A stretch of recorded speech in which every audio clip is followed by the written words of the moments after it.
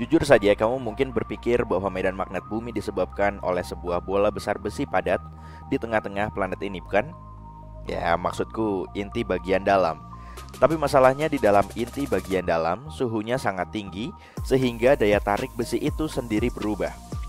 Setelah suhu tersebut, yang disebut titik Curie, tercapai, atom-atom tidak bisa lagi menyelaraskan diri dengan titik magnet. Jadi pada kenyataannya, medan magnet bumi diciptakan oleh inti luar yang berputar-putar. Dan daya tarik di sana lebih dari 50 kali lebih besar daripada yang ada di permukaan. Besi cair di inti luar menghantarkan listrik dengan sempurna, yang membantunya menciptakan arus listrik yang menggerakkan medan magnet. Tanpa itu, planet kita tidak akan bisa mempertahankan atmosfernya. Akibatnya, kita akan kehilangan perlindungan utama dari radiasi luar angkasa yang sangat berbahaya. Tapi bukan inti luar yang mengejutkan kita belum lama ini. Para ilmuwan mengatakan bahwa inti dalam bumi kemungkinan besar telah berhenti berotasi relatif terhadap mantel dan permukaan planet. Yang lebih menarik lagi, ia bahkan bisa berputar terbalik. Tapi mari kita lihat lebih jauh. Bumi terbentuk dari kerak, mantel, serta inti luar dan inti dalam. Inti bagian dalam yang padat berada di sekitar 5.150 km di bawah kerak. Inti dalam ini dipisahkan dari mantel semi padat oleh inti luar yang cair. Ya, yang karenanya kita memiliki medan magnet. Dan karena inti luar ini berbentuk cair, maka inti dalam bisa berotasi dengan kecepatan yang berbeda dengan kecepatan rotasi planet kita. Inti bumi memiliki radius 3.540 km dan hampir sebesar Mars. Sebagian besar terdiri dari besi dan nikel dan membentuk sekitar sepertiga massa bumi. Perputaran inti dalam didukung oleh inti luar. Ternyata perlambatan inti bumi dimulai pada tahun 2009. Sejak saat itu, catatan seismik yang sebelumnya berubah terus-menerus menunjukkan sedikit perbedaan. Dan itu membuat para ilmuwan menyimpulkan bahwa rotasi inti bagian dalam telah berhenti. Namun, kita sedang berada di dalam skenario film bencana. Rupanya, inti yang beristirahat sementara adalah bagian dari siklus 70 tahun. Selama siklus ini, inti berpindah arah setiap 35 tahun sekali. Hal ini mungkin mempengaruhi medan magnet bumi dan panjangnya hari, tapi beberapa peneliti skeptis akan hal ini. Dan beberapa ilmuwan bahkan mengatakan bahwa inti bagian dalam tidak bergerak sama sekali. Oke, tapi apa yang akan terjadi jika inti bumi benar-benar berhenti berotasi? Nah, jika itu adalah inti bagian dalam yang padat, jawabannya adalah tidak ada yang dramatis. Bahkan jika inti bumi tidak hanya membalikan arah pergerakannya, seperti yang terjadi saat ini, tapi berhenti sama sekali, hal itu hanya akan berdampak pada kecepatan rotasi bumi. Rotasi bumi akan melambat, sehingga hari-hari kita akan terasa lebih lama. Ditambah lagi, seiring berjalannya waktu, hal ini mungkin akan menurunkan medan magnet planet kita. Dan itu akan menjadi berita buruk. Tapi tidak seburuk yang akan terjadi jika inti luar berhenti berputar. Seperti yang telah kamu ketahui, tanpa rotasi lapisan ini, bumi harus mengucapkan selamat tinggal pada medan magnetnya. Dan begitulah awal kehancuran planet ini. Segala sesuatunya akan mulai goyah. Lempeng-lempeng tektonik akan mulai saling menabrak satu sama lain. Kalian tahu, seperti saat kalian naik bus dan supirnya tiba-tiba menginjak rem, dan kalian akhirnya terbang menabrak penumpang lain yang tidak beruntung. Ya, seperti itu. Tabrakan lempeng tektonik secara tiba-tiba akan memicu gempa bumi yang merusak di sepanjang batas lempeng di seluruh dunia. Gempa tersebut akan menyapu bersih bangunan, jembatan, dan jalan dari muka bumi. Sistem air, listrik, dan saluran telepon juga akan hancur. Namun hal terburuk masih akan terjadi. Tanpa medan magnet pelindung, radiasi kosmik akan mulai menghantam permukaan planet kita.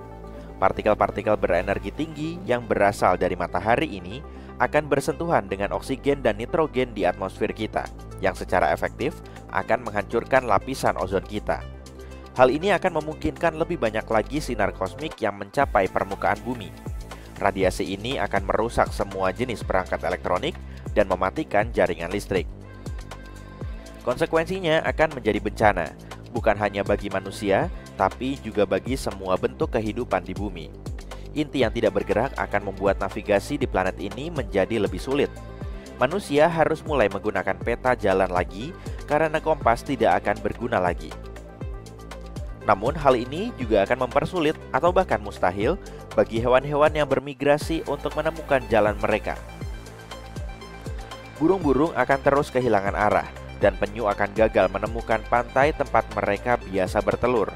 Untungnya, kita tidak perlu khawatir dengan skenario apokaliptik semacam ini. Inti luar ini tidak akan berhenti dalam waktu dekat atau bahkan selamanya. Nah, apakah kamu ingin mengetahui sesuatu yang keren? Kalau begitu dengarkan ini. Inti dalam planet kita memiliki inti sendiri. Para ilmuwan baru saja menemukan hal ini. Mereka mengetahui bahwa inti dalam inti ini bisa jadi terbentuk sekitar 500 juta tahun yang lalu sebagai hasil dari perubahan geologis yang dramatis. Bagaimana dengan planet lain? Apakah mereka memiliki inti yang sama dengan bumi? Mari kita lihat Mars, salah satu tetangga terdekat planet kita. Jantungnya seukuran bulan.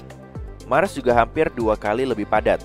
Para ilmuwan membuat kesimpulan ini setelah mereka mendapatkan beberapa data tentang gempa Mars dan tumbukan meteorit yang pertama kali diamati.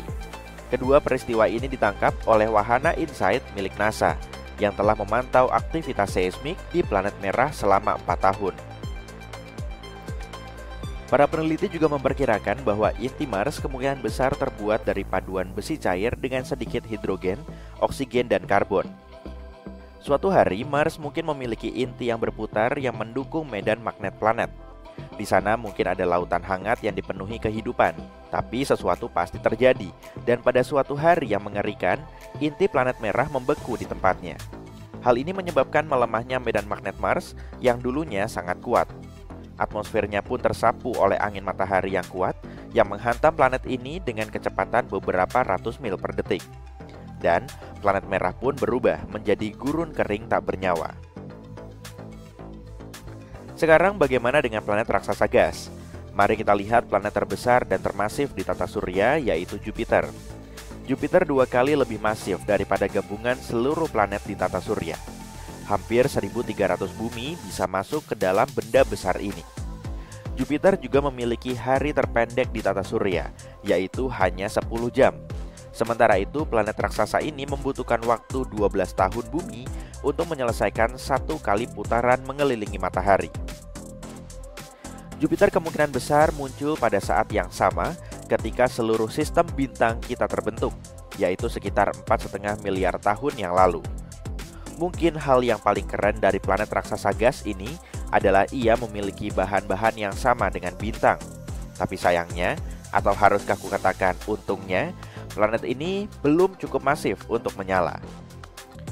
Para ilmuwan tidak tahu pasti seperti apa inti Jupiter. Menurut sebagian besar teori, planet raksasa gas ini memiliki inti yang padat dan terdiri dari elemen-elemen berat. Selama pembentukannya, inti Jupiter mungkin merupakan kumpulan puing-puing, materi es, dan benda-benda kecil lainnya, seperti komet dan asteroid yang melesat di sekelilingnya.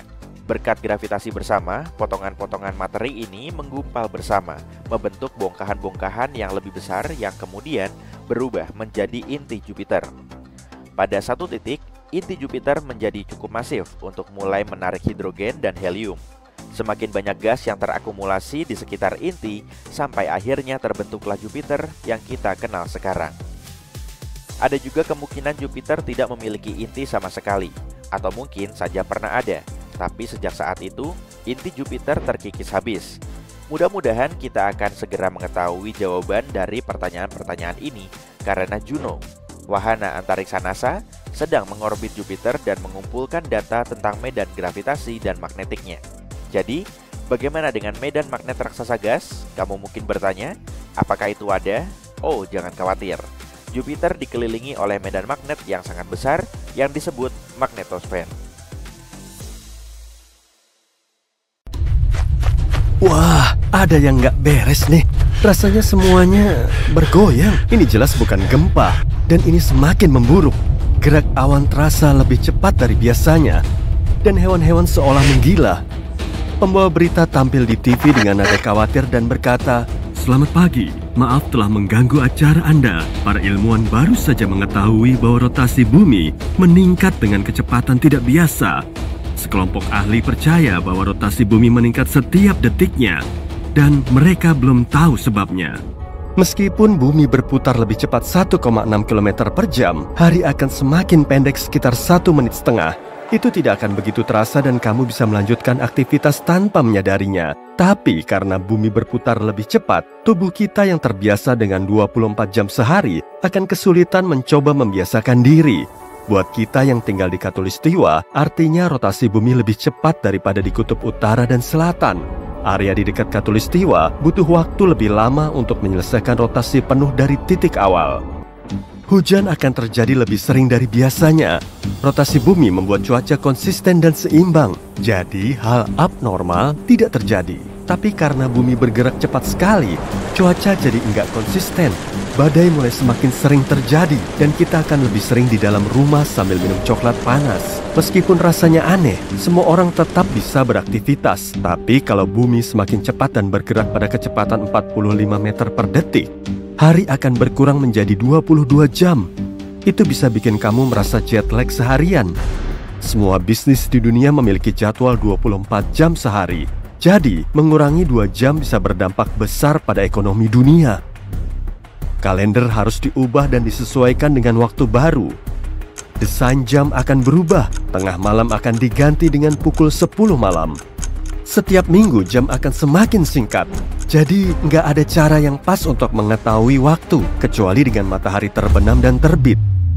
Cuaca akan terus memburuk. Hujan seperti tak akan pernah berhenti. Hewan yang mengandalkan pola cuaca akan sulit beraktivitas. Dan migrasi besar-besaran akan terjadi di hampir semua spesies hewan. Kawanan burung akan terbang kemana-mana dan pergi ke tempat yang biasanya nggak mereka datangi, sehingga memengaruhi seluruh rantai makanan dan ekologi. Hutan, rimba, dan tempat lain untuk hewan berkerumun seimbang saat tidak terpengaruh manusia. Kalau hujan terus turun di area tertentu, banjir akan memaksa hewan untuk pindah ke wilayah lain dan bersaing dengan predator di area itu. Kalau bumi semakin cepat setiap hari, maka menimbang badan di Arktik akan membuatmu berbobot 81 kilo. Tapi di Khatulistiwa, berat badanmu mungkin 80 kilo. Itu karena gaya tambahan yang melawan gravitasi di area itu. Dengan rotasi bumi yang lebih cepat, semua maskapai penerbangan di seluruh dunia berhenti karena sistem radar menjadi berantakan dan cuaca terlalu berbahaya untuk terbang. Semua orang harus bepergian menggunakan mobil. Satelit diposisikan sedemikian rupa karena satelit nggak boleh berpindah tempat supaya bisa memantulkan sinyal ke kita. Karena peristiwa yang sedang terjadi ini, sinyal Wi-Fi dan TV nggak bisa merambat. Komunikasi di seluruh dunia menjadi pendek dan lambat. Pada akhirnya, komunikasi akan terputus, kapal akan berhenti beroperasi, dan perdagangan global akan kolaps, menambah kerusakan pada ekonomi dunia yang sudah jatuh. Angin akan semakin kuat dan cepat daripada biasanya, yang artinya suhu akan berubah. Badai seperti hurikan akan lebih kuat dari sebelumnya dan lebih kencang untuk bisa menghancurkan. Namun, pada 160 km per jam, Khatulistiwa akan tertelan air. Basin Amazon dan pulau-pulau kecil akan tenggelam di air sedalam 15 meter. Mayoritas tumbuhan akan berada dalam bahaya, terutama di Khatulistiwa. Dengan hutan yang terancam banjir, semakin banyak lingkungan hewan akan menderita. Pepohonan dan tumbuhan tidak akan bertahan menghadapi banjir. Kalau bumi berputar sangat cepat sehingga waktu berkurang menjadi 15 jam, maka kita mungkin akan merasa seperti selalu ada di pesawat jet yang mengalami turbulensi. Akan mustahil bisa tidur kalau bumi terus semakin cepat setiap detiknya. Jadi, siang hari akan menjadi sekitar 7 jam lamanya. Begitu juga malam. Seluruh dunia akan banjir, kecuali di puncak tertinggi gunung paling tinggi. Kalau itu terjadi, manusia kemungkinan besar akan bertahan di sebidang tanah kosong yang tersisa. Sebagian besar hewan akan punah juga. Dan saat bumi berputar semakin cepat, keraknya akan kehilangan daya tahan, sehingga gempa akan lebih sering terjadi dan lebih kuat. Gunung berapi akan meletus meskipun ada di bawah air. Dan akan berlangsung cukup lama seperti itu. Banyak bencana alam besar seperti gempa, tsunami, gunung berapi, dan bahkan lapisan es yang mencair mempercepat gerak bumi sebesar 1 milidetik. Jadi, dengan terus bertambahnya kecepatan bumi, bencana alam ini akan membuat bumi semakin cepat. Meskipun hanya sebesar milidetik, dampak besar sudah bisa kita rasakan. Sekarang, bumi berputar pada kecepatan 1600 km per jam. Dan saat kamu duduk dengan para penyintas lain, kamu merasa dirimu sedikit melayang. Kamu akan melihat kerikil kecil dan bebatuan melayang beberapa sentimeter dari tanah. Awan di atasmu melintas seperti bintang jatuh. Udara sangat lembab karena air naik ke atas, membentuk awan tebal yang siap menurunkan hujan. Tapi karena gravitasi semakin lemah, hujan tertahan di udara. Banyak benda kecil melayang seperti di ruang angkasa. Siang dan malam hanya berlangsung beberapa jam. Pada titik ini, seluruh dunia akan banjir dan kerak bumi akan hilang 80%. Kalau ini terus berlangsung, tidak akan ada lagi makhluk hidup, kecuali mungkin makhluk mikroskopis yang bisa tahan pada kondisi ekstrim dan keras. Bumi harus berputar kira-kira pada kecepatan 28.300 km per jam untuk mengalahkan gravitasi sampai benda-benda melayang. Pada titik ini, semua air di laut akan naik dan kelihatan kayak hujan terbalik. Batu gunung besar akan terpisah dari batuan dasar dan melayang, mirip kayak planet-planet kecil di ruang angkasa. Kini, bumi berputar 17 kali lebih cepat daripada biasanya, sehingga satu putaran penuh pada porosnya hanya berlangsung 84 menit, bukan 24 jam. Kalau kamu mampu bertahan selama itu, kamu akan melihat siang dan malam berlalu dalam sekejap. Kamu juga akan melayang tanpa tujuan di langit, terbentur batu dan permukaan lain. Kamu tidak akan mengenali apapun lagi. Kerak bumi terbelah dan menunjukkan magma di bawahnya. Jadi mendarat bukanlah pilihan. Kamu akan melihat luar angkasa seiring semakin tinggi kamu melayang. Kamu nggak akan tahu seberapa cepat kamu melaju. Tapi yang kamu tahu adalah kamu mungkin satu-satunya manusia di dunia yang berputar ini. Pada akhirnya, bumi akan berputar sangat cepat. Sampai lapisan yang tersisa akan mulai terkelupas dan menunjukkan isi bumi. Bumi akan tertekan dari intinya, sampai menjadi mirip panekuk. Tidak ada yang bisa selamat pada titik ini. Panas dari inti bumi akan keluar, sehingga planet ini akan memanas seperti microwave. Semua air akan menghilang, dan bumi akan tampak seperti titik merah di tata surya. Begitu bumi mulai mendekati kecepatan cahaya, waktu akan berhenti. Bebatuan dan elemen yang melayang tidak akan bergerak, dan pada akhirnya akan menyimpang. Dan dengan cukup usaha, pada akhirnya bumi akan menjadi lubang hitam. Tentu saja hal seperti ini tidak akan terjadi. Menurut ilmuwan, bumi kemungkinan besar akan berputar lebih lambat. Sejak bulan muncul, bumi semakin lambat, sekitar 6 km per jam setiap 10 juta tahun. Itu karena tarikan gravitasi bulan menarik planet biru kecil kita. Kemungkinan besar bumi akan mengarah ke sana. Jadi, kenapa buru-buru? Rotasi kok bisa aneh banget ya? Kita bisa ngerasain geraknya, dan semua objek juga berotasi. Mulai dari galaksi sampai atom, alam semesta bikin kita terus muter. Tapi anehnya, rotasi bumi lebih sulit dibuktiin daripada revolusinya mengelilingi matahari. Pada tahun 1610, Bapak ilmu pengetahuan modern, Galileo, pertama kali ngebuktiin kalau bumi dan planet lain di tata surya berevolusi mengelilingi matahari. Dengan teleskopnya, dia ngeliatin kalau Venus mengalami fase mirip bulan. Jadi bisa disimpulin kalau Venus berevolusi mengitari matahari. Berarti semua planet di tata surya kita juga berevolusi. Tapi baru 241 tahun kemudian, tepatnya pada tanggal 31 Maret 1851, Leon Foucault ngebuktiin kalau bumi berotasi. Dalam pengamatannya, Foucault memasang pendulum raksasa di langit-langit Pantheon setinggi hampir 61 meter di kota Paris. Kalangan saintis dan jurnalis juga ngelihat lantai di bawah pendulum ikut muter. "Bumi kita muter," seru mereka dalam bahasa Prancis. Rotasi juga punya keanehan lain loh. Meski bumi berotasi dengan kecepatan tetap, permukaannya nggak bergerak sama cepat saat garis lintangnya berlainan. Hal yang sama juga terjadi di semua planet dan bintang. Permukaan bumi bergerak paling ngebut di Khatulistiwa dengan kecepatan 1670 km per jam. Berarti lebih ngebut dari kecepatan suara yang cuma 1225 km per jam. Di dekat kutub pada garis lintang 45 derajat, bumi kita berputar pada kecepatan 1180 km per jam. Tapi kalau kamu berada di kutub utara atau selatan bumi, kamu perlu waktu selama 24 jam cuma untuk muter satu kali. Pasti lama banget tuh nungguinnya, apalagi suhu di sana super dingin. Kecepatan rotasi diferensial bumi kayak gini ngebentuk sabuk dan pita di atmosfer dan permukaan bumi. Jupiter memang terkenal dengan sabuk dan pita awannya yang terbentuk oleh rotasinya sendiri secepat 45.000 km per jam. Tapi sabuk dan pita di permukaan bumi malah nggak begitu dilirik ya, padahal planet kita juga punya. Di kutub utara dan selatan bumi ada lapisan es putih, lalu di gurun pasir yang kering ada pita dan sabuk selang-seling dengan vegetasi hijau yang lembab. Kondisi geografis ini terlihat paling jelas saat kita mengamati rotasi bumi dari ruang angkasa. Makanya lembaga antariksa memanfaatkan rotasi diferensial bumi dengan meluncurkan roket sedekat mungkin dengan khatulistiwa. NASA memakai Tanjung Canaveral di ujung selatan Florida, dan lembaga antariksa Eropa (ESA) memakai pusat antariksa Guyana di Guyana, Prancis, Amerika Selatan, yang juga berlokasi di dekat khatulistiwa.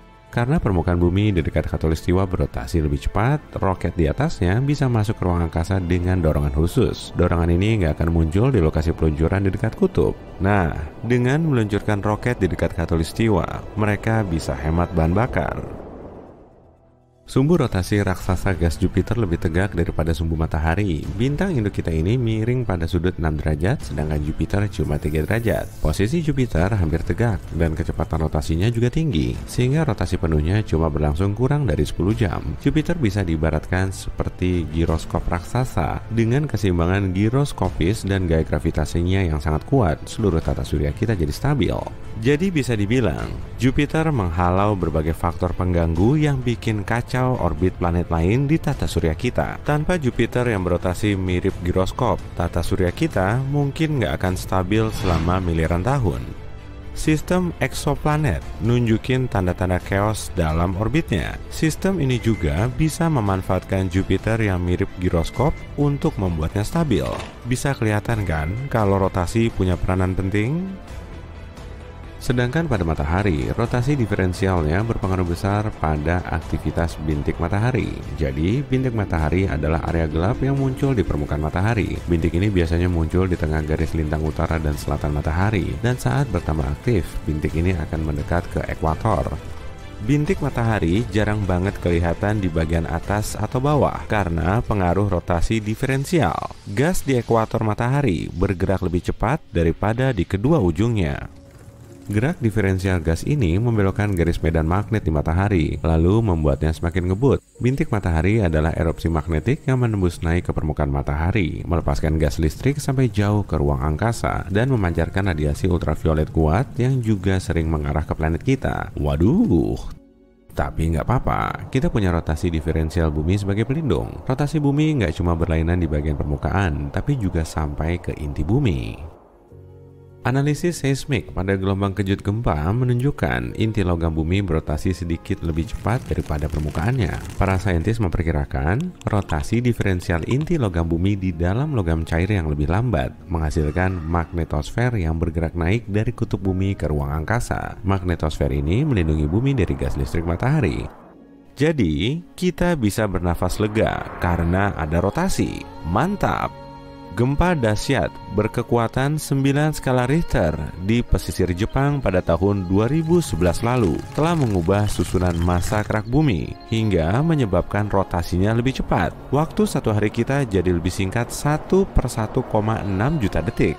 Tapi kita makin terbiasa ngerasain rotasi bumi yang melambat. Bumi yang berotasi dengan gerakan pasang surut laut akibat gravitasi bulan bisa menguras energi kinetik rotasi. Lalu planet kita mulai melambat dan tiap harinya jadi 1/2000 detik lebih lama. Wah, berarti kita perlu nyocokin jam dulu nih. Tahun Kabisat punya tambahan satu hari pada tanggal 29 Februari tiap 4 tahun. Tujuannya untuk menggenapkan kala revolusi bumi yang berlangsung selama 365 seperempat hari. Tapi detik kabisat sering ditambahin ke jam untuk nyocokin rotasi bumi dengan waktu kita. 27 detik kabisat telah ditambahin ke jam kita sejak tahun 1972. Detik kabisat terakhir ditambahin pada 31 Desember 2016 untuk ngepasin jam kita menjadi pukul 6:59,6 malam. Beda waktunya tipis banget ya, tapi rotasi bumi kita memang semakin ngebut.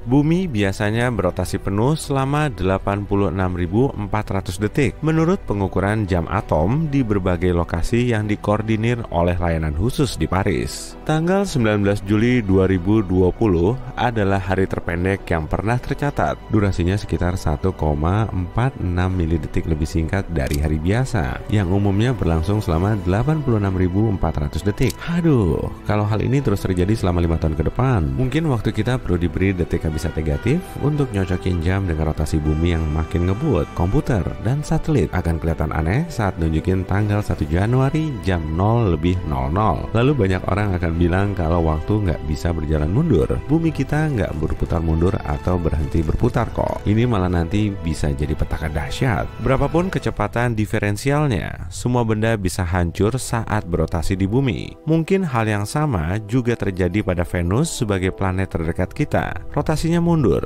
dan sangat pelan, beda banget dari planet lain.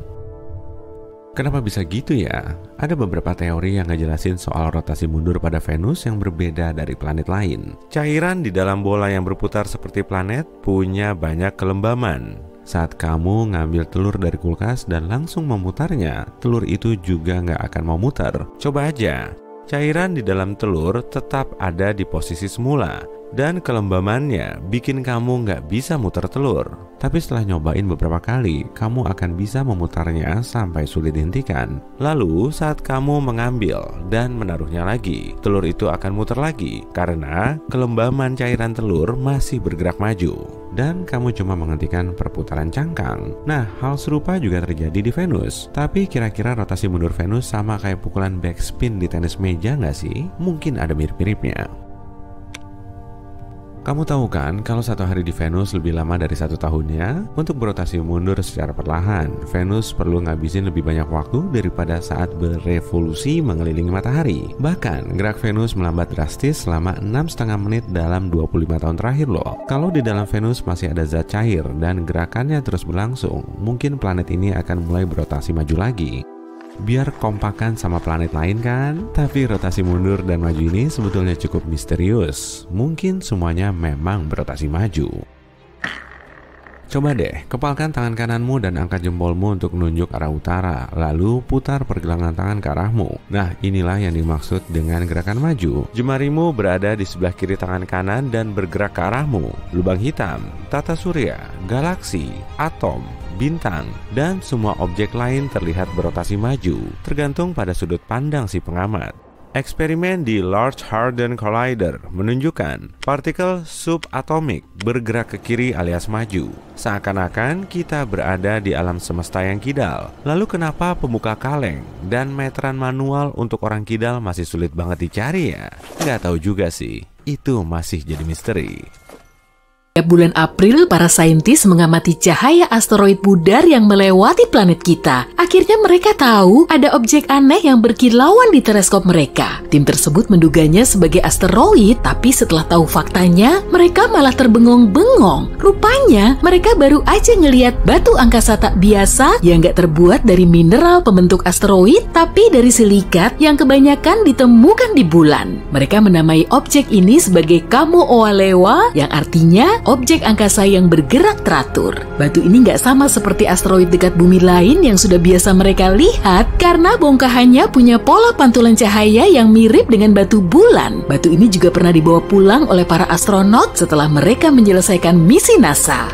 Bongkahan ini ternyata berupa kuasi satelit atau objek sejenis asteroid yang mengitari bumi dan matahari. Objek ini berulang kali mengitari bumi dan kemiringannya paling beda. Makanya kita cuma bisa melihatnya di langit malam setahun sekali. Bongkahan ini juga terlihat suka jaga jarak karena jaraknya dengan bumi minimal selalu 14 juta kilometer atau hampir 40 kali lipatnya jarak bumi ke bulan. Karena sulit terlihat, objek ini diperkirakan cuma bergerak di orbitnya untuk sementara waktu dan sampai di posisinya saat ini sejak 500 tahun yang lalu. 300 tahun lagi, orbitnya kemungkinan akan berubah. Bongkahan serupa juga mungkin ada di ruang angkasa dan minimal ada 3 objek dekat bumi serupa dari tempat yang sama. Para peneliti belum tahu asal-muasalnya, tapi mereka bisa mendalami objek antariksa yang gak biasa ini dengan mengirim pesawat antariksa. Tujuannya untuk ngumpulin dan membawa sampel ke bumi. Badan Luar Angkasa Tiongkok berencana akan merealisasikannya kira-kira 10 tahun lagi. Bulan terbentuk di tengah kekacauan ini. Beberapa teori menjelaskan tentang terbentuknya bulan. Salah satunya mengklaim awalnya bulan hanyalah objek pengembara mirip asteroid. Bulan terbentuk di suatu tempat di tata surya kita, kemudian posisinya terlalu mepet ke bumi hingga ketarik oleh gaya gravitasi planet kita. Teori kedua menyatakan bumi kita berputar sangat cepat hingga sebagian materinya pecah dan mulai mengitari bumi. Salah satu serpihan terbesarnya menjadi bulan. Lalu teori ketiga menjelaskan bulan terbentuk saat planet kita melalui proses pembentukannya sendiri. Tapi teori ini paling banyak diterima saat ini. Bumi pernah bertabrakan dengan planet seukuran Mars, tapi bukan di galaksi yang jauh. Serpihan dan awan debu dari tabrakan kemudian terakumulasi dan mulai mengitari planet kita. Akhirnya, bulan terbentuk di situ. Misi Apollo membawa lebih dari 1/3 ton tanah dan batu dari permukaan bulan. Bebatuan ini menunjukkan kalau bulan dan bumi punya bahan pembentuk yang sangat mirip. Jadi kemungkinan keduanya punya sejarah yang sama. Kalau bulan berasal dari tempat lain dan akhirnya tertarik oleh gaya gravitasi bumi, komposisinya pasti akan berlainan. Selain itu, kalau bulan terbentuk secara bersamaan dengan bumi atau mungkin pernah hancur, maka keduanya akan punya mineral yang sama. Tapi mineral di bulan mengandung sedikit air. Satelit alami kita ini juga banyak mengandung bahan yang terbentuk secara cepat pada suhu tinggi. Selain bulan, beberapa objek di tata surya kita juga punya masa lalu yang misterius. Hippocamp adalah satelit Neptunus yang ditemukan pada 2013. Satelit terkecil Neptunus ini cuma berdiameter 34 km dan letaknya di dekat Proteus, satelit dalam Neptunus yang paling besar. Nah, nama Hippocamp gak diambil dari nama hewan ini ya, meski sama-sama ada hipponya. Para ilmuwan menduga Hippocamp mungkin telah terbentuk dari serpihan yang dihasilkan dari tabrakan Proteus dengan komet. Kalau Hippocamp memasuki orbit Proteus dari tempat lain di tata surya, Proteus pasti sudah menelan atau mendepaknya. Tapi Proteus sendiri nggak termasuk dalam satelit Neptunus generasi pertama. Proteus terbentuk dari sisa-sisa sistem satelit awal di Neptunus. Satelit pertama ini hancur saat Neptunus menangkap Triton yang kini menjadi satelit terbesarnya. Bukti utama yang mengindikasikan tabrakan ini bisa dilihat dari aktivitas orbitnya. Triton mengiringi Neptunus secara terbalik, gak seperti satelit lainnya. Neptunus menangkap Triton dari sabuk Kuiper. Sabuk ini dipenuhi objek dingin dan puing berbatu yang membentang di luar Uranus. Maka Hippocamp termasuk satelit generasi ketiga. Matahari juga punya masa lalu yang penuh misteri. Bintang induk kita ini muncul sekitar 4,6 miliar tahun yang lalu. Proses awal kehidupannya sulit dipelajari karena telah berlangsung sejak 50 juta tahun sebelum bumi terbentuk. Tapi baru-baru ini, tim peneliti telah menemukan kristal yang umurnya lebih dari 4,5 miliar tahun. Karena lokasinya berada jauh di dalam meteorit, kristal ini bisa menyingkap beberapa informasi tentang masa lalu matahari. Sebelum planet terbentuk, tata surya kita sudah terdiri dari bintang induk, piringan debu, dan gas panas raksasa di sekitarnya. Setelah dingin, debu dan gas ini berubah menjadi mineral, termasuk kristal di dalam meteorit yang mendarat di bumi. Materi kuno itu mengalami iradiasi, gak seperti zat yang lebih baru. Menurut para peneliti, kemungkinan telah terjadi sesuatu setelah kristal ini terbentuk. Mungkin saat itu, aktivitas bintang kita belum begitu intens, atau mungkin materi baru ini nggak bisa bergerak menuju area yang mengalami iradiasi. Dengan mengamati planet Katai, kita bisa merunut ke masa lalu tata surya kita. Sekitar 4 miliar tahun yang lalu, gaya gravitasi Jupiter, Saturnus, dan Neptunus menyatu, kemudian menyebabkan asteroid dan komet melesat ke tata surya kita. Akibatnya, planet ini bertabrakan dengan planet lain. Semua planet Katai di sabuk Kuiper seperti Pluto, Eris, Haumea, dan Makemake juga punya bulan sendiri yang kemungkinan telah terbentuk oleh tabrakan kuat. Serpihan es di orbit mirip Haumea bisa membuktikan teori tabrakan purba. Serpihan yang dihasilkan dari tabrakan ini nggak punya energi yang cukup untuk menghindar dari tarikan gravitasi planet Katai. Planet Katai lain seperti Ceres punya tanah liat yang banyak mengandung amonia di permukaannya. Zat ini nggak bisa stabil pada suhu di permukaan Ceres, tapi banyak terkandung di tata surya bagian luar. Artinya, Ceres kemungkinan telah terbentuk di bagian luar, lalu ditendang ke dalam. Lagian semua raksasa gas banyak bergerak saat tata surya kita baru terbentuk, atau bisa juga planet Katai ini terbentuk di dalam sabuk asteroid. Amonia tadi muncul di planet Katai ini setelah tabrakan dahsyat. Ceres mungkin bisa membantu para ilmuwan mendalami satelit dingin lain. Dasar laut di bumi punya konsentrasi mineral karbonat yang terbilang tinggi. Materi ini juga terdapat di sebagian Ceres. Jadi bisa dibilang planet Katai ini merupakan dunia laut yang sudah menjadi fosil. Banyak eksoplanet atau planet di luar tata surya juga pernah mengalami tabrakan yang lumayan kuat pada tahap awal pembentukannya. Sistem bintang ganda ini berjarak lebih dari 300 tahun cahaya dari kita dan bintang di situ minimal berumur 1 miliar tahun. Meski sudah nggak muda, sistem ini masih nunjukin tanda-tanda awan puing berdebu yang belum dingin. Hal ini nggak lazim terjadi pada bintang setua itu. Serpihan ini masih hangat dan mungkin ada tabrakan kuat di antara dua planet atau objek antariksa lain yang ukurannya sama. Partikel debu kemudian mengitari bintang muda, lalu saling menempel dan terus membesar. Akhirnya terbentuklah planet. Debu yang tersisa biasanya menetap di area yang jauh dan dingin. Kalau di tata surya kita, terdapat di sabuk Kuiper yang letaknya jauh di luar Neptunus.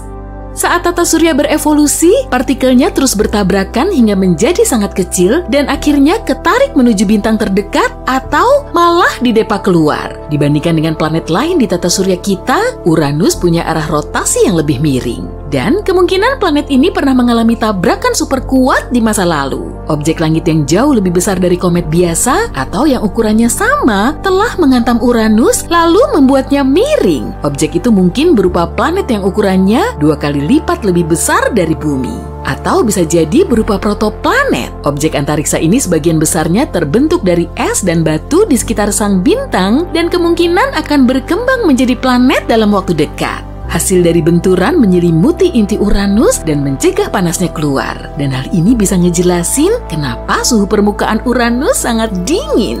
Brrr.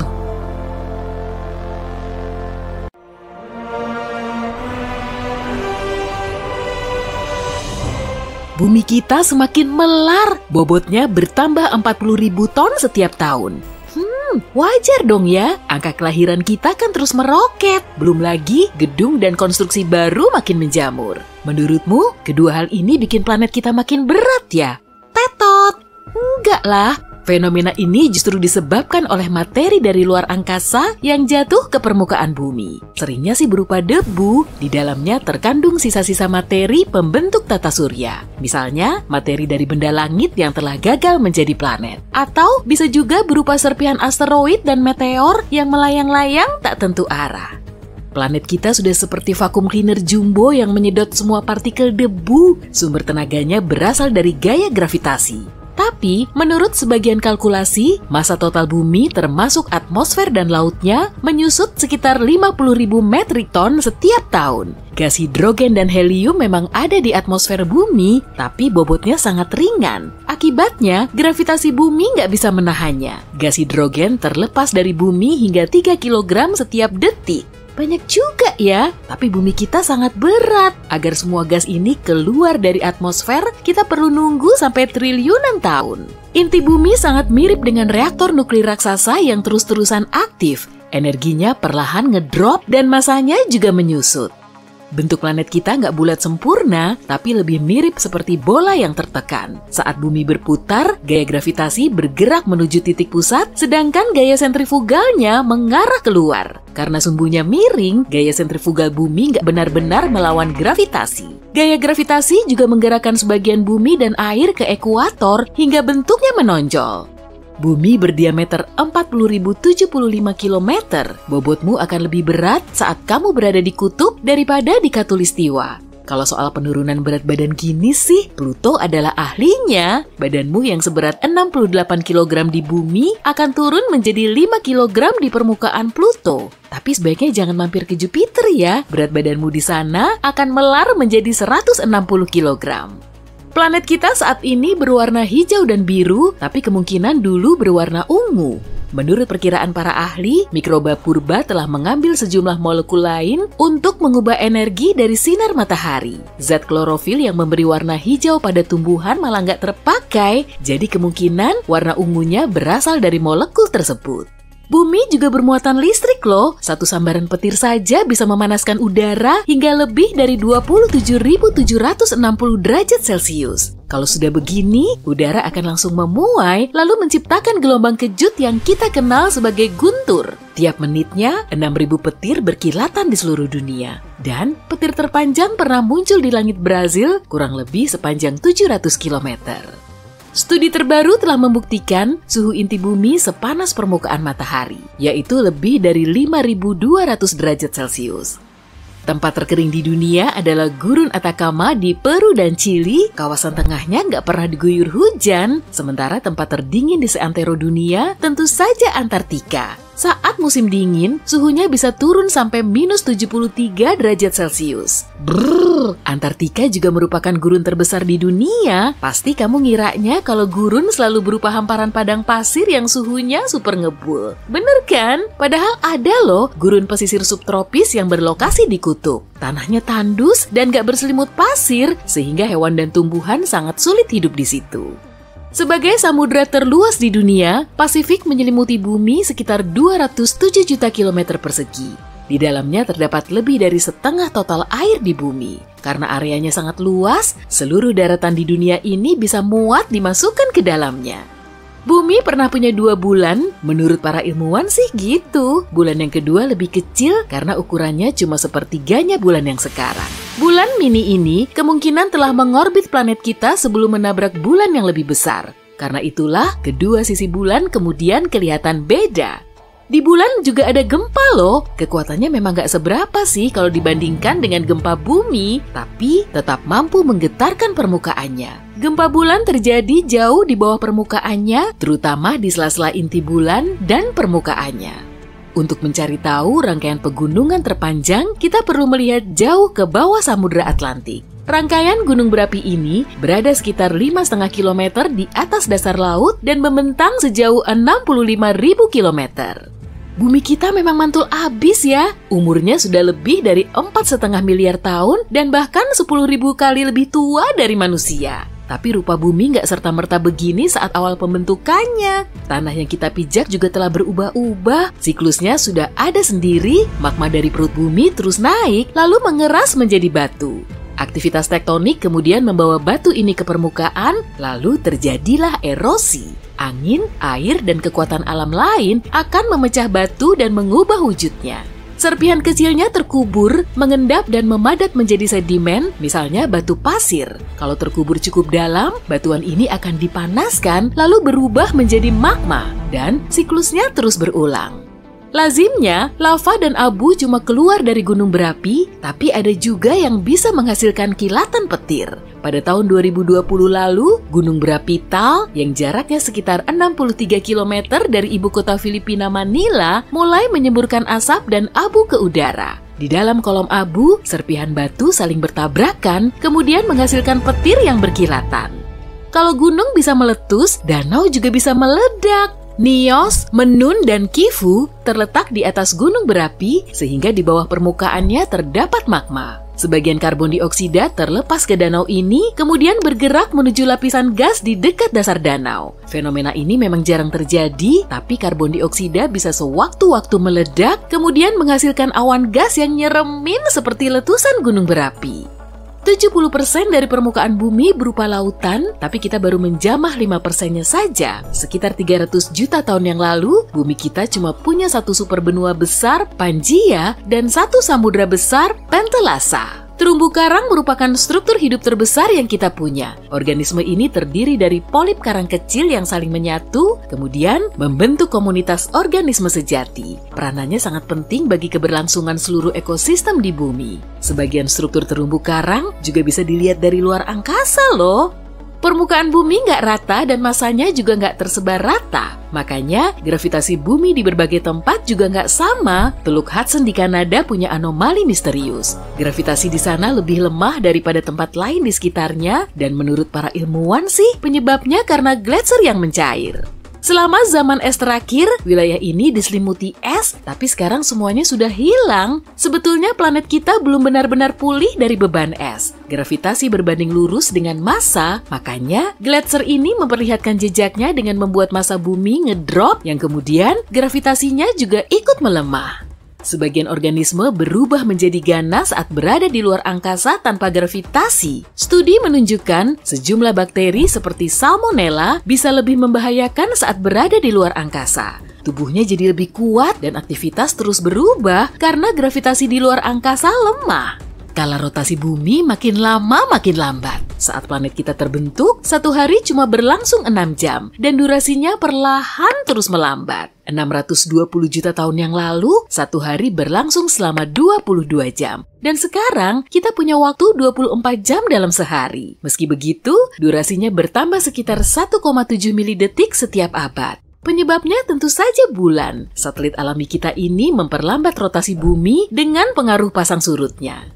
Saat bumi berputar, lengkung pasang surut laut di atas sumbu bulan dan bumi agak tertarik sehingga menghasilkan gaya yang menghambat rotasi bumi. Waktu kita pun menjadi lebih lama, tapi sebetulnya kita tetap perlu waktu sehari selama 24 jam. Mungkin durasi ini akan tetap begitu setelah selang waktu yang sangat lama. Meski kelihatannya sangat jauh di dalam sana, inti bumi cuma sedalam 3.000 km.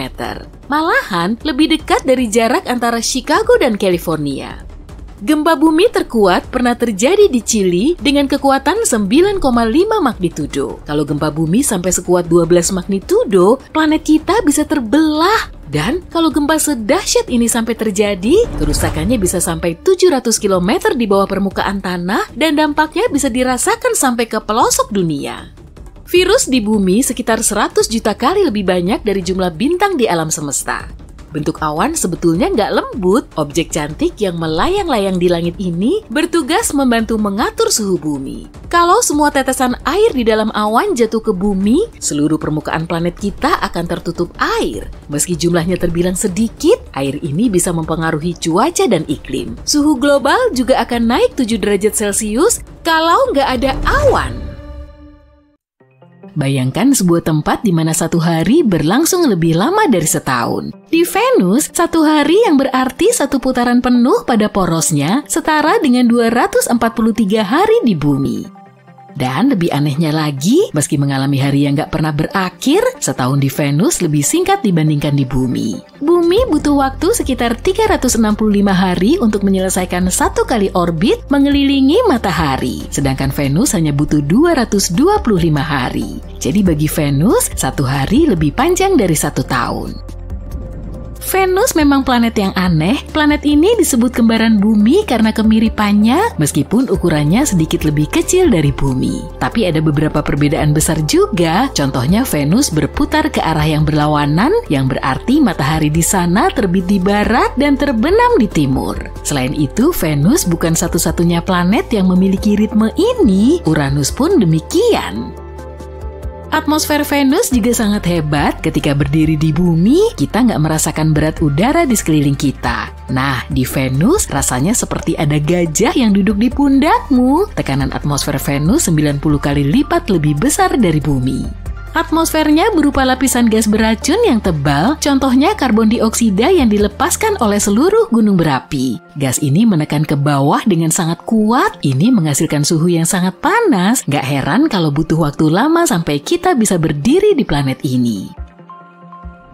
Sementara itu, Merkurius, planet terdekat dengan matahari, mengorbit lebih cepat daripada Venus. Merkurius menyelesaikan 1 kali putaran mengelilingi matahari hanya dalam 88 hari bumi. Tetapi Merkurius berotasi dengan lambat pada porosnya, sehingga 1 hari di sana setara dengan 176 hari bumi. Sekitar setengah tahun, sama seperti Venus, 1 hari di Merkurius lebih lama dari 1 tahun.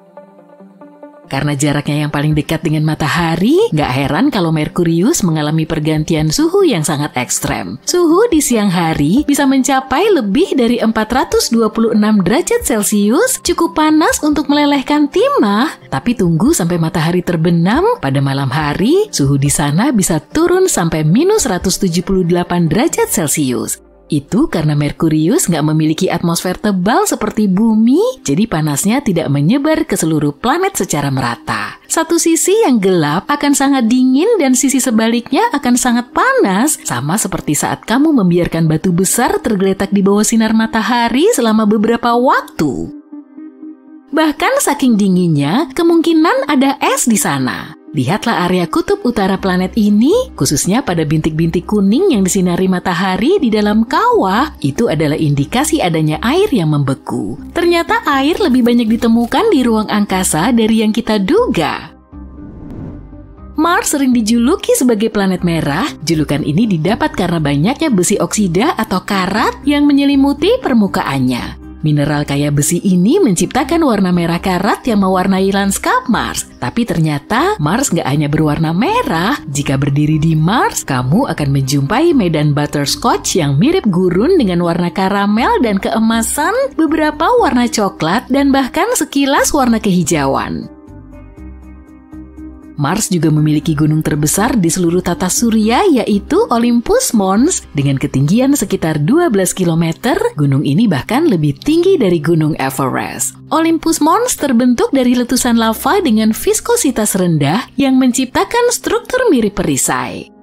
Karena permukaannya diselimuti pasir, Mars juga terkenal dengan badai debunya yang dahsyat. Ternyata badai-badai itu bahkan lebih ganas dari yang kita duga karena bisa berlangsung berbulan-bulan. Meskipun dapat menjadi kendala bagi misi manusia di masa depan, badai debu ini juga memberi kontribusi pada penampilan Mars yang memukau saat diamati dari jauh. Bukan hanya badai, Mars juga dilanda gempa. Dikenal juga sebagai getaran seismik, gempa ini pertama kali terdeteksi oleh NASA pada tahun 2019. Berbeda dengan gempa yang seringkali dipicu oleh pergerakan lempeng tektonik, gempa Mars diperkirakan terjadi akibat pendinginan serta kontraksi interior planet ini. Sungguh menarik melihat kemiripan sekaligus perbedaan kedua planet ini. Cincin Saturnus yang ikonis kemungkinan menyimpan rahasia terkait masa lalu bumi. Cincin Saturnus sebagian besar terdiri dari partikel es dan debu dan diperkirakan masih relatif muda dari segi usia, mungkin hanya beberapa ratus juta tahun. Ada sejumlah teori yang menyatakan cincin ini terbentuk setelah suatu peristiwa dahsyat. Contohnya tabrakan 2 bulan besar atau pecahnya komet. Menariknya, periode waktu ini bertepatan dengan masa kepunahan dinosaurus di bumi. Mungkinkah ada hubungannya? Mungkin saja. Ngomong-ngomong, meskipun Saturnus terkenal akan cincinnya, dia bukan satu-satunya planet di tata surya kita yang memiliki cincin. Jupiter, Uranus, dan Neptunus juga memiliki cincin meskipun tidak seterang dan sekeren Saturnus. Tapi ada satu hal yang membuat Saturnus benar-benar menonjol, yaitu segi 6 megah di kutub utaranya. Sebuah struktur kolosal bersisi 6, setiap sisi dari struktur ini memiliki panjang sekitar 14.400 km atau nyaris 2.000 km lebih panjang dari diameter bumi. Para ilmuwan belum tahu pasti bagaimana atau kenapa struktur ini terbentuk. Mereka menduga itu mungkin disebabkan oleh kecepatan angin yang berbeda-beda, atau mungkin terbentuk oleh aliran jet yang terkonsentrasi, lambat, dan berkelok-kelok. Sejauh ini, hal tersebut masih menjadi misteri Saturnus. Sama seperti segi 6 Saturnus, Jupiter juga memiliki objek aneh namanya bintik merah besar. Ini adalah badai yang telah berkecamuk selama setidaknya 350 tahun dan lebih besar daripada bumi. Terlepas dari namanya, warna bintik ini berubah-ubah selama bertahun-tahun dari merah bata hingga oranye pucat. Para ilmuwan terus mempelajari badai abadi ini untuk mengungkap misteri dari ketahanan dan warna yang terus berubah. Dari segi meteorologi, bintik merah besar merupakan sumber energi yang dahsyat. Bintik ini menghasilkan tekanan yang sangat besar di belahan selatan Jupiter. Jupiter sendiri sangat unggul dalam hal medan magnet, pengaruh magnetiknya sangat dahsyat, bahkan bisa menjangkau jauh keluar planet itu sendiri dan menciptakan salah satu medan magnet terbesar dan terkuat di tata surya kita. Karena itulah Jupiter menjadi sumber radiasi yang kuat serta aurora yang memukau. Cahaya utara di bumi memang memukau, tapi Jupiter juga punya sesuatu yang istimewa. Medan magnet berinteraksi dengan partikel bermuatan dari bulan-bulan Jupiter dan angin matahari. Interaksi ini menciptakan aurora yang indah di dekat kutub-kutubnya. Tapi dibandingkan bumi, ukuran aurora ini jauh lebih besar, nggak seperti yang pernah kita lihat di planet kita. Tapi memiliki bintik besar yang keren bukanlah fitur unik di tata surya kita. Neptunus, planet raksasa penuh badai, planet ke-8 dan terjauh dari matahari, juga memiliki bintik gelap raksasa. Seperti halnya Jupiter, bintik ini merupakan pusaran besar di atmosfer Neptunus, tapi nggak seperti di Jupiter. Bintik ini datang dan pergi karena pola cuaca Neptunus yang dinamis dan selalu berubah. Neptunus sama seperti Uranus dikenal sebagai raksasa es. Dan seperti planet raksasa lainnya, Neptunus juga memiliki angin paling ganas di tata surya kita. Angin supersoniknya bisa berkecepatan lebih dari 1.900 km per jam. Bener-bener ratu drama. Tapi ini menjelaskan formasi awannya yang tebal. Ngomong-ngomong, kalau kamu pernah membayangkan sebuah planet yang dihujani berlian, kamu mungkin ingin mengunjungi planet ini. Jauh di dalam atmosfer Neptunus, di mana tekanannya sangat ekstrem, para ilmuwan berteori bahwa atom-atom karbon terkompresi dan membentuk berlian. Dan kemudian, berlian-berlian ini mungkin turun sebagai hujan. Sungguh kejutan unik saat badai melanda ya. Bulan-bulan Neptunus berasal dari induknya yang memiliki cuaca yang unik. Sebagai contoh, bulan terbesarnya Triton memiliki kriovolcano. Alih-alih memuntahkan batuan cair seperti gunung berapi di bumi, kriovolcano Triton menyemburkan campuran air, amonia, dan nitrogen. Bayangkan geyser es yang menyemburkan material keluar angkasa. Tampaknya di tata surya kita aja, setiap planet memiliki keunikan dan karakteristik yang menarik. Yuk kita berharap untuk menemukan lebih banyak lagi hal menarik di luar angkasa di masa depan. Bersiaplah teman-teman karena kita akan memulai perjalanan yang luar biasa.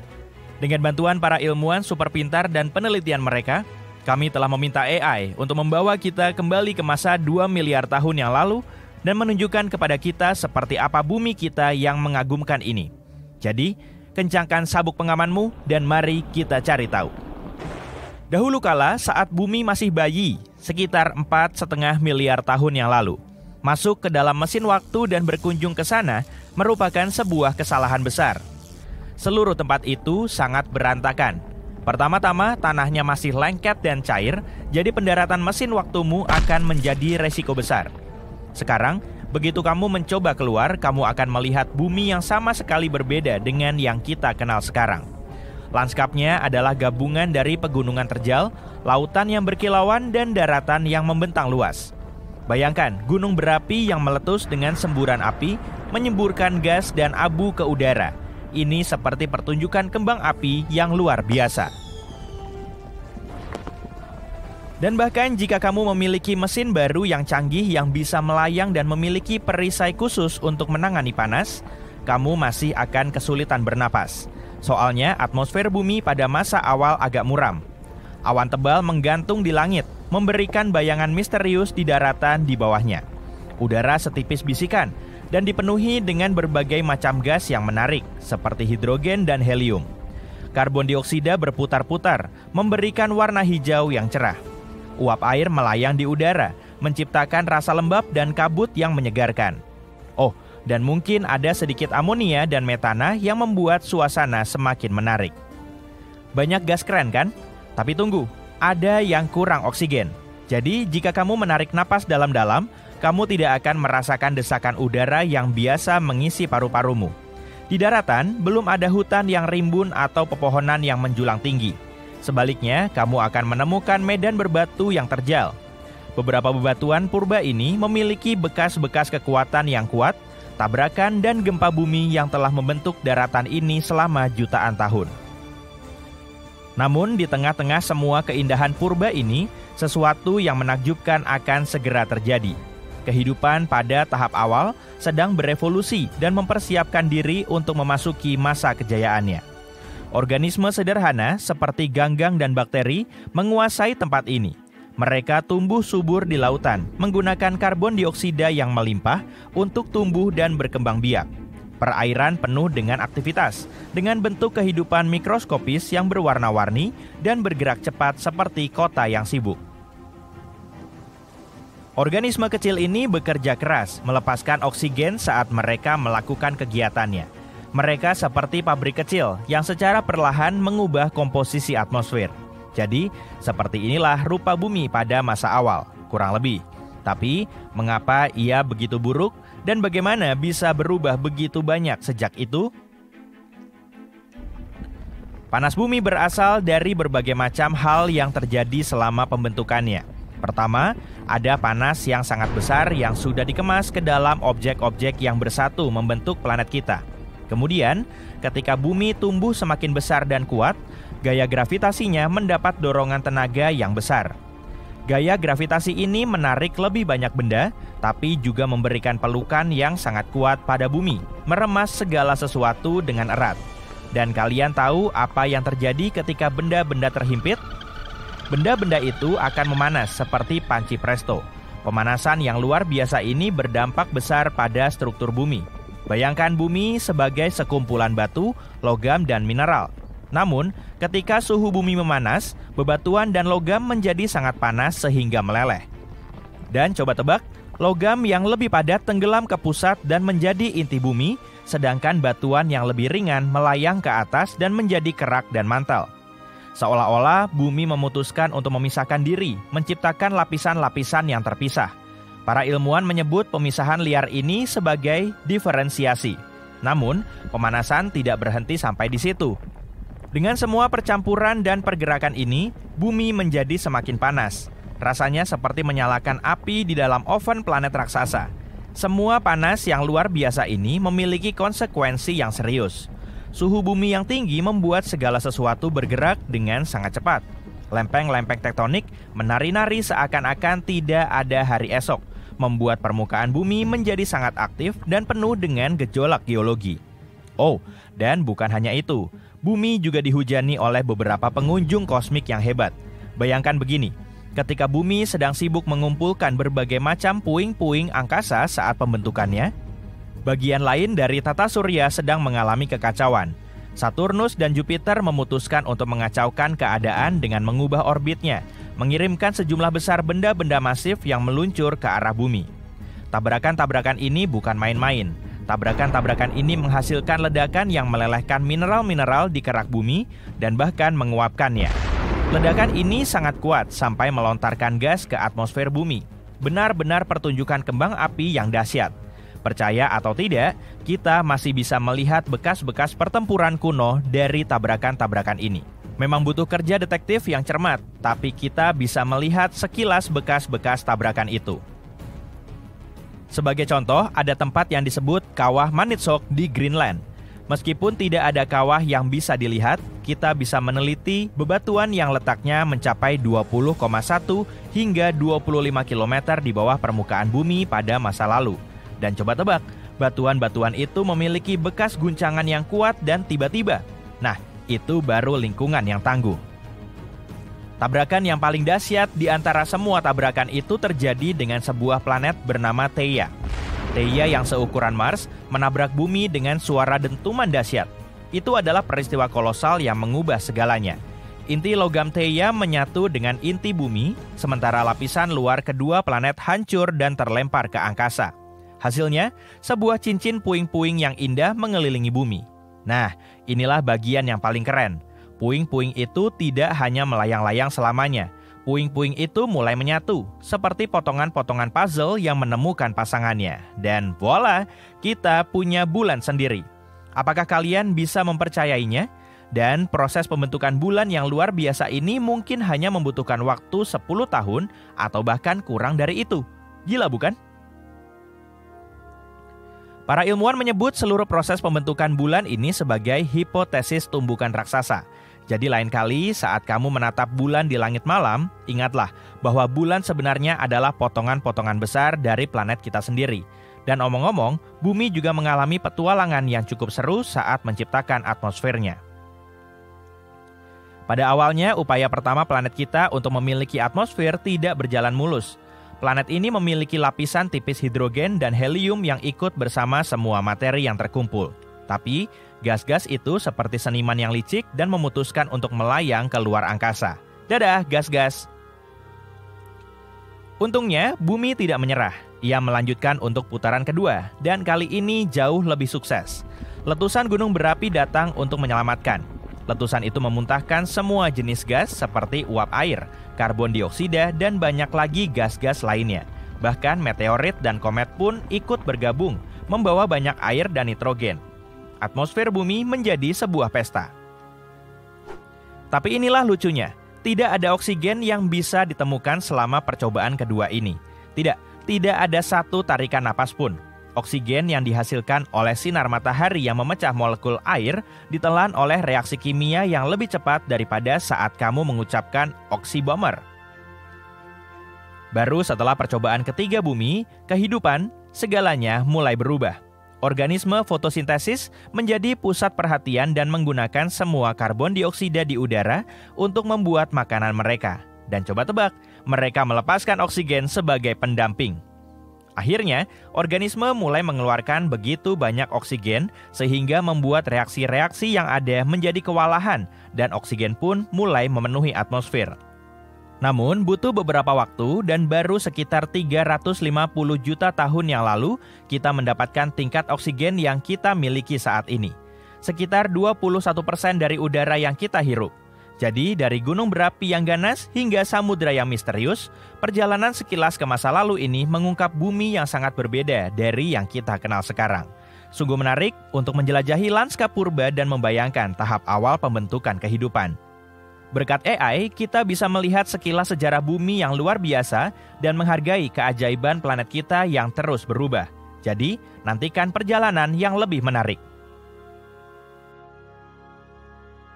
Pernahkah kamu membayangkan bumi sebagai semacam makhluk atau lebih tepatnya entitas yang cerdas seperti memiliki pikiran dan naluri untuk bertahan hidup? Dan kalau dibayangkan seperti ini, rasanya seperti menonton film fantasi di mana planet tempat kita berpijak dan menjalani kehidupan sehari-hari tiba-tiba bangun menyadari dirinya nggak begitu menyukai manusia dan mengamuk. Semoga saja enggak ya.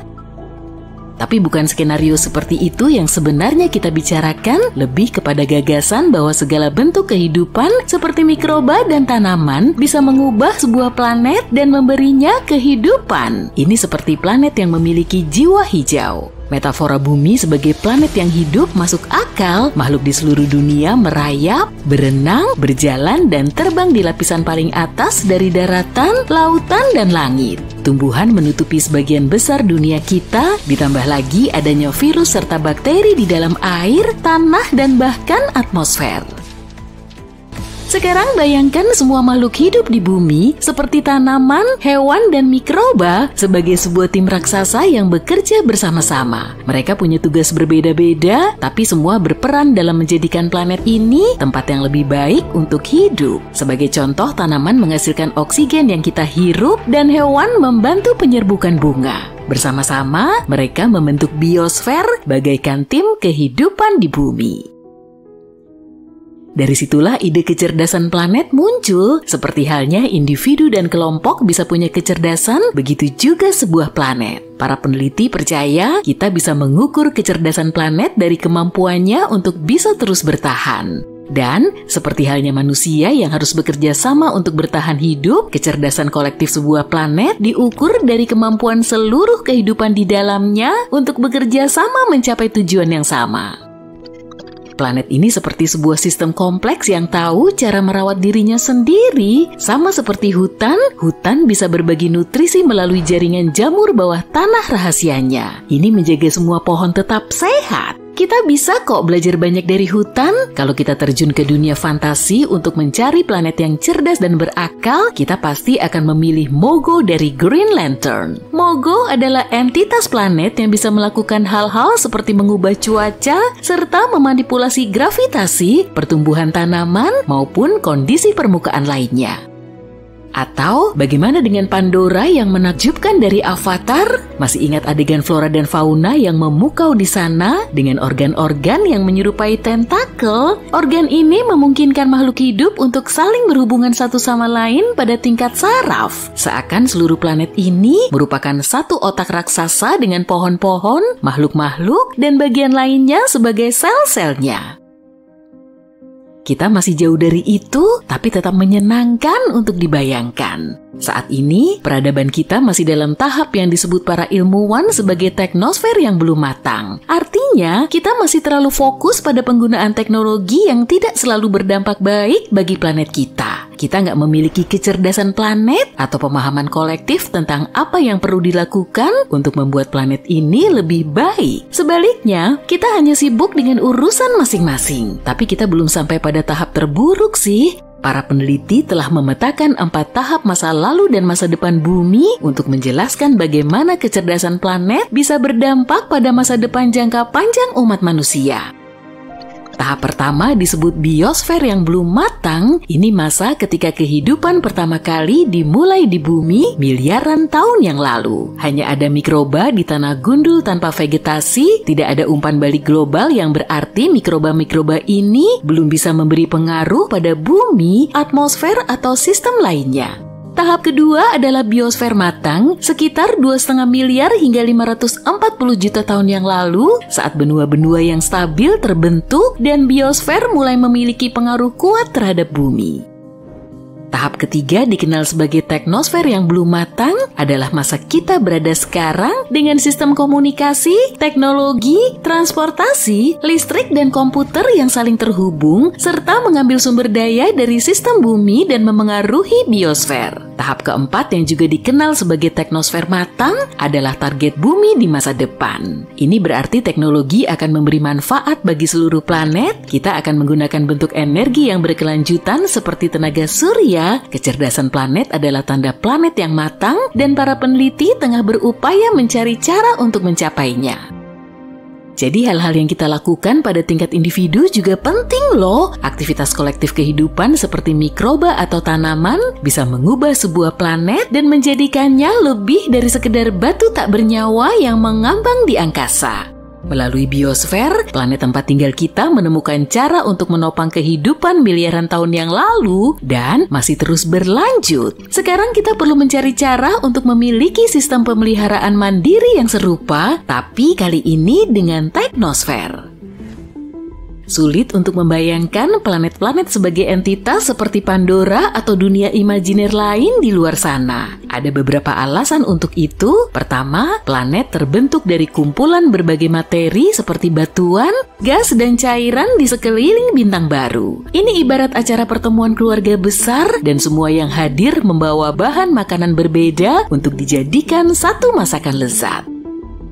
Seperti halnya bahan-bahan tersebut tidak akan tiba-tiba berubah menjadi makhluk hidup, materi-materi yang membentuk sebuah planet juga tidak akan langsung berubah menjadi entitas dengan kesadaran diri. Di bumi, setelah miliaran tahun reaksi kimia yang rumit, beberapa molekul mulai mereplikasi diri dan membawa informasi. Begitulah awal mula kehidupan di planet kita, dan bumi adalah satu-satunya contoh yang kita punya. Alasan keduanya, bayangkan kamu punya kebun luas yang kamu tanami banyak jamur atau bakteri, berharap mereka menjadi cerdas dan membantumu merawat kebun tersebut. Tapi jamur dan bakteri tidak memiliki otak seperti kita. Lagi pula mereka nggak butuh itu.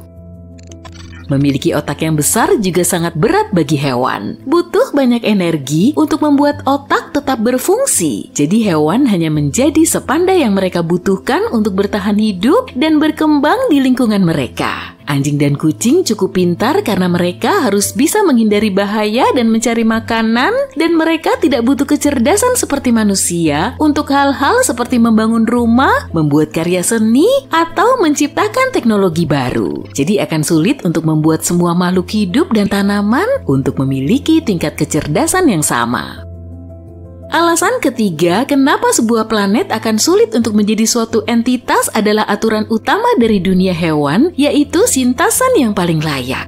Setiap makhluk bersaing untuk mendapatkan sumber daya seperti air, makanan, dan ruang. Tidak hanya spesies berbeda yang bersaing satu sama lain, tapi juga individu-individu dari spesies yang sama. Bayangkan kepiting biola yang berebut wilayah di pantai, atau kawanan serigala yang berebut mangsa, atau aku saat melihat tempat kosong di pantai yang ramai. Persaingan semacam ini bukanlah dasar yang baik untuk kerjasama global.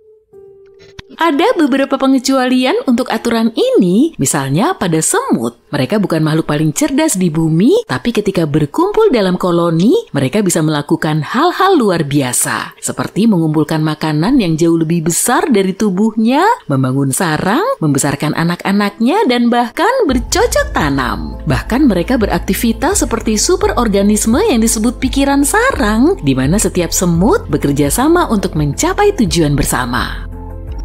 Serangga seperti lebah dan semut sangat altruis dan bekerja sama untuk memastikan ratu mereka bereproduksi. Jika satu koloni semut yang besar mengambil alih seluruh planet kita, mereka bisa bertindak dalam satu pikiran dan bekerja untuk kepentingan koloni serta planet sampai kehabisan sumber daya. Tapi pada kenyataannya, sulit untuk membayangkan ada organisme, bahkan superorganisme, yang bisa mencapai tingkat kesadaran diri dan pikiran seperti itu.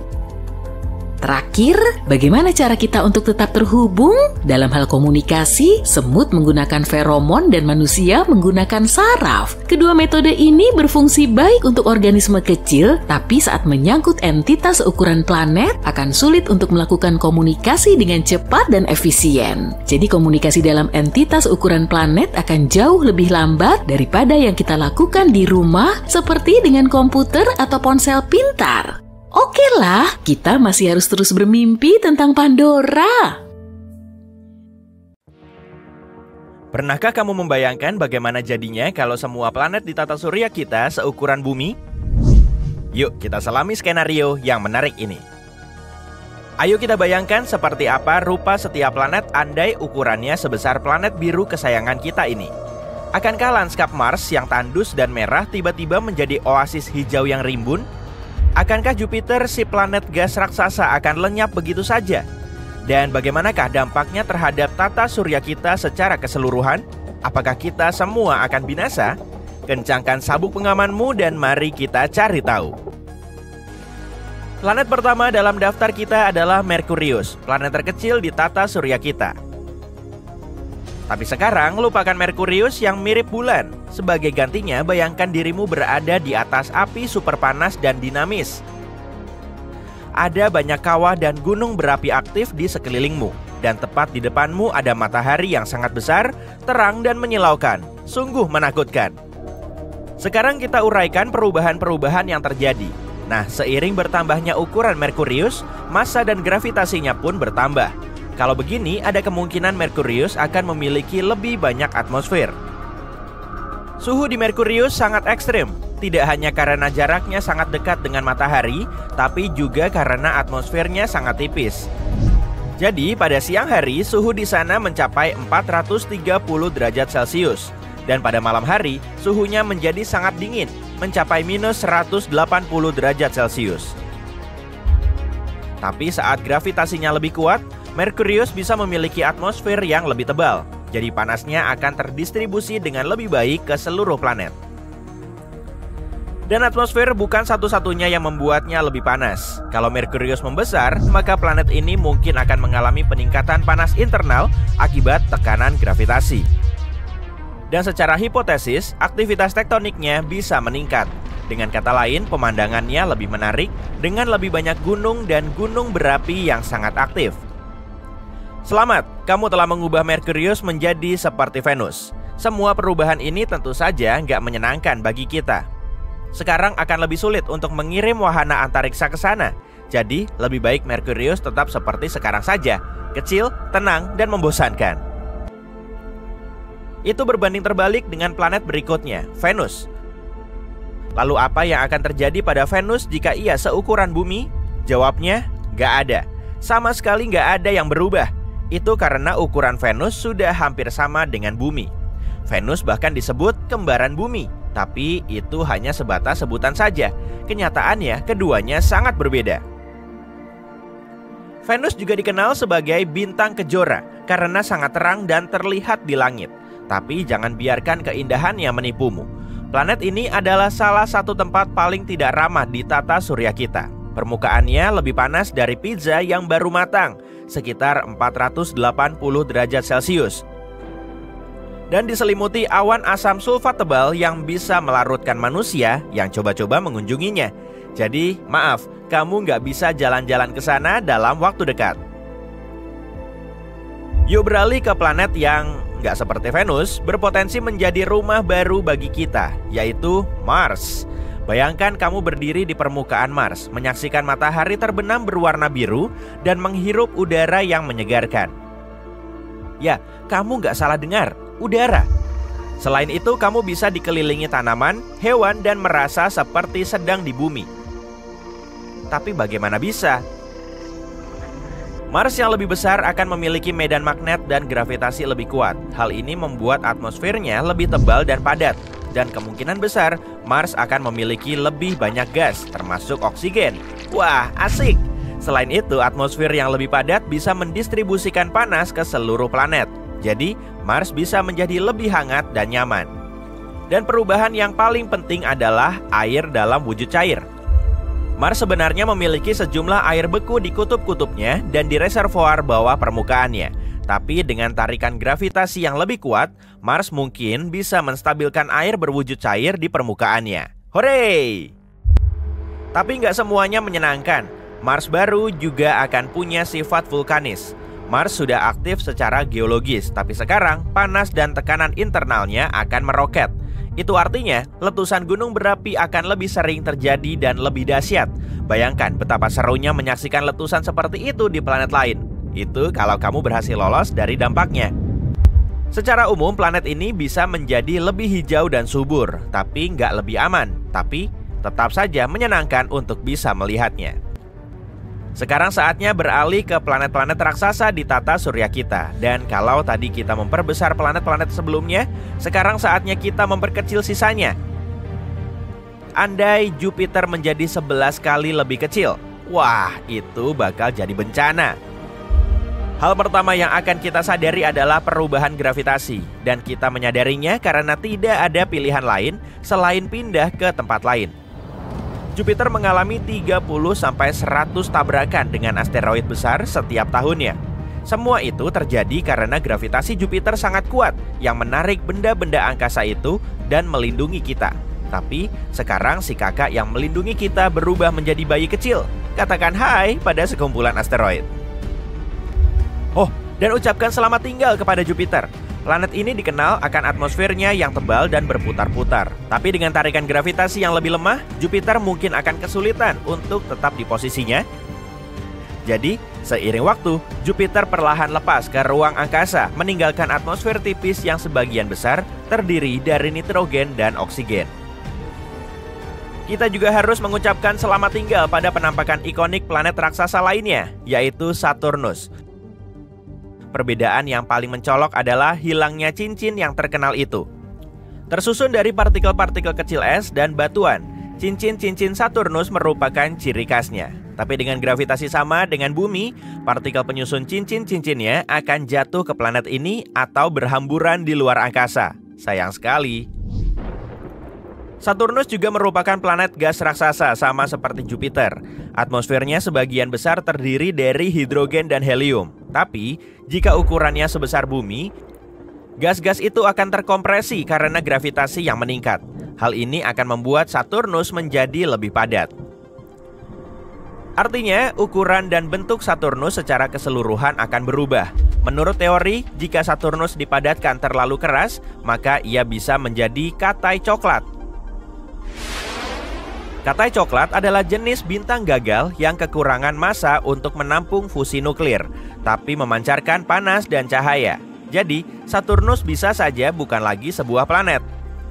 Cuaca di sana mungkin juga akan berubah. Semua badai ganasnya seperti badai heksagonal yang terkenal di kutub utaranya akan menjadi lebih lemah dan lebih tenang. Raksasa berikutnya adalah Uranus. Mari kita coba mengecilkan si malang ini. Pertama, gravitasi permukaan Uranus akan jauh lebih lemah daripada sekarang. Atmosfernya juga mungkin akan berubah. Jadi Uranus berukuran lebih kecil, atmosfernya akan lebih tipis dan gas-gas yang dikandungnya berbeda. Planet ini cukup dingin dengan suhu rata-rata minus 214 derajat Celcius. Tapi jika ukurannya sebesar bumi, planet ini mungkin akan sedikit lebih hangat karena rasio volume dan luas permukaannya lebih kecil. Tapi jangan terlalu senang dulu. Planet ini akan tetap jauh lebih dingin daripada tempat terdingin di bumi. Seperti yang kalian lihat, planet-planet gas raksasa nggak mudah dalam menghadapi penyusutan, kecuali mungkin salah satunya. Anehnya, Neptunus kecil akan menjadi lebih bersahabat. Sebagai permulaan, Neptunus kecil mungkin akan jadi planet berbatu dengan atmosfer sangat tipis. Artinya, Neptunus bukan lagi planet gas raksasa, melainkan planet yang lebih mudah untuk ditinggali manusia dan makhluk hidup lainnya. Bicara soal pergerakan, karena ukurannya yang lebih kecil, gravitasi di Neptunus baru ini hampir sama dengan gravitasi bumi, sehingga kita akan lebih mudah berjalan dan melompat-lompat, gak akan melayang-layang lagi ke angkasa. Atmosfer asli Neptunus sangat tebal, sampai-sampai kamu hampir gak bisa melihat tangan di depan wajahmu. Dan tekanan permukaannya sekitar 100 kali lipat atmosfer bumi. Tapi, Neptunus yang baru akan jauh berbeda, dengan atmosfer jauh lebih tipis dan tidak terlalu padat. Walaupun masih mengandung metana, air dan amonia, jumlahnya gak sebanyak sebelumnya. Terakhir soal suhunya. Neptunus saat ini sangat dingin dengan suhu rata-rata sekitar minus 223 derajat Celcius. Tapi kalau ukurannya sama dengan bumi, kemungkinan suhunya akan jauh lebih hangat, seperti Uranus. Begitu baru nyaman. Sungguh planet yang luar biasa. Begitulah perubahan yang terjadi pada planet-planet. Tapi apa yang akan terjadi pada seluruh tata surya jika semua planet menjadi berukuran sangat kecil? Sulit untuk diprediksi, tapi yang jelas gravitasi dan orbitnya akan banyak berubah. Kecil kemungkinan salah satunya akan terlempar ke antariksa, bertabrakan satu sama lain atau semacamnya. Tapi kebanyakan orbitnya mungkin akan menjadi sangat tidak stabil, dan jumlah tabrakan dengan asteroid akan meningkat secara signifikan. Tentu saja semua ini hanyalah spekulasi, kita jelas nggak bisa mengujinya. Tapi ini eksperimen pikiran yang cukup menarik dan membuat kita menghargai betapa unik dan istimewanya tata surya kita.